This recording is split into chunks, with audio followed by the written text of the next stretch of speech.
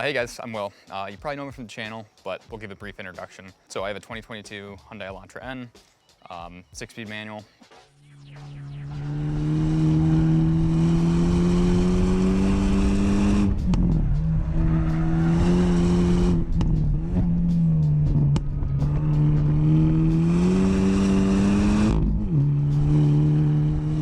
And I've done about 8 to 9 track days. I compete in SCCA time trials in the S3 class. So I have a pretty good amount of time behind the wheel of this car. I think the goal today is just answer a couple questions about general track use, some recommended setups after you've done your first couple days. What do you do after that to get faster? And yeah, just some bulletproof setups. At this point, I've basically tested every part individually and then went to the track, benchmarked it, and then came back. So we have a good amount of data on all this. So yeah, I think we'll be able to provide some good insight on some good setup for this car. First things first, can you take this car to the track without any modifications? And the answer to that is just blatantly yes. It's one of the few cars, honestly, I mean really truly few cars that you can go to the track, don't even have to do pads, don't have to do fluid. It does amazingly. Normally I can get OEM car pads to fade within 2 laps. BRZ Performance Pack basically lit them on fire. Yeah, myriad of cars at this point. I don't even know how many cars I've driven on track. It's very rare to see a car that doesn't overheat, that doesn't have pad fade, that just dynamically isn't a complete mess. And this car does all of that perfectly fine. And that's throughout, beginner driver to HD 4+ instructor driving. You don't need anything to take your car to the track. This car, the Elantra N. So let's say you've been to your first couple days. What do you do from there? So I would say regardless of skill level, I've created a list of things that are extremely helpful and I think basically are the perfect HPDE setup for this car. With this setup, it'll run like that all day. It's extraordinarily quick. I mean, really, truly, you will be surprising the hell out of people. And dynamically, it feels great. So, gonna rattle some off right here, but it's minimal and it's extraordinarily cheap. But the first thing I would recommend is just getting a set of SBC Camber Bolts. And I think Patrick will put the part number in the link. And basically what you do is you install it, so front only, you install it in the top strut hole. Obviously, we can't advocate to not get an alignment after this, but to be perfectly honest, with McPherson strut cars, generally the resultant toe change is negligible. So you can basically pop them in, install them, set them to max camber. If you have like an angle gauge, you can basically set them to max camber in the front. It'll probably be around 2.5, 2.6 negative, and call it good. Again, feel free to get an alignment to double check the toe didn't change, but it shouldn't change too much on any McPherson strut cars. The second thing past that is yeah, if you do eventually do enough days, you should probably change your brake fluid. Again, OEM fluid's perfectly fine, but after a couple days, and I guess after just time in general, brake fluid will absorb some moisture, and then the boiling point decreases. So yeah, there's a million different options. Motul RBF, or not Motul, RBF 600. I use ATE Type 200. That one's pretty good. There's a ton out there. The next thing is basically your choice of wheel and tire setup. We'll post a couple of them that are tried and true. They fit perfectly. But basically that's an 18x9 or 18x8.5, ET45 for the 9s. And then with the 8.5s, you got a little bit more wiggle room. You can go like, I don't know, 38 to 35. And then 245, 40, 18 seems to work pretty good. And it seems to work pretty good because with a wider wheel, you still get a little bit more width and you get the benefits of a wider wheel, but the diameter is the same. So that definitely helps out. Gearing stays the same. And again, on there, I'd put whatever your favorite 200 tread-wear tire is. There's a ton of them. RS4s are a really good endurance tire.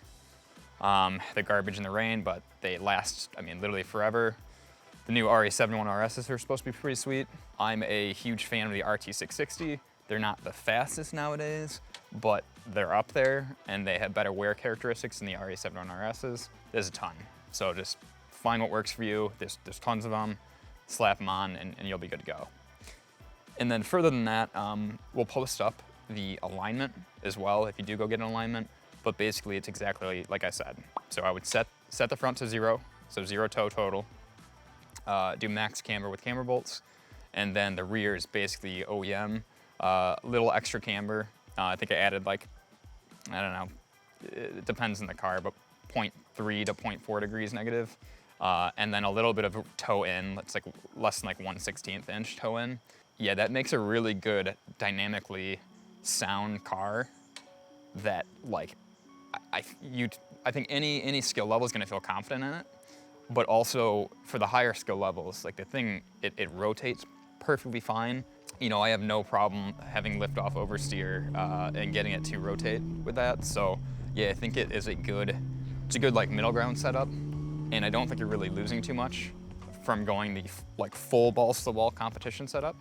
So I mean, honestly, I think you just run that alignment for any of the HPDE guys. It's probably all you're gonna ever need. That's probably gonna be perfect for you. It's just a couple competition guys. There's only ever gonna be a few of us that want something past that.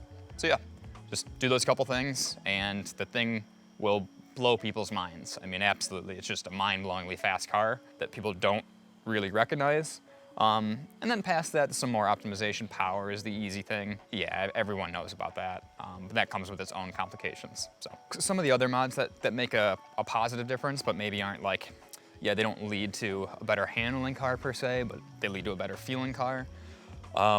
So motor mounts. I have the 6-element engineering torque strut, which is basically the bottom motor mount that like resists like torquing moments. Another really good one that I got too, and honestly I might get that if you were doing it again.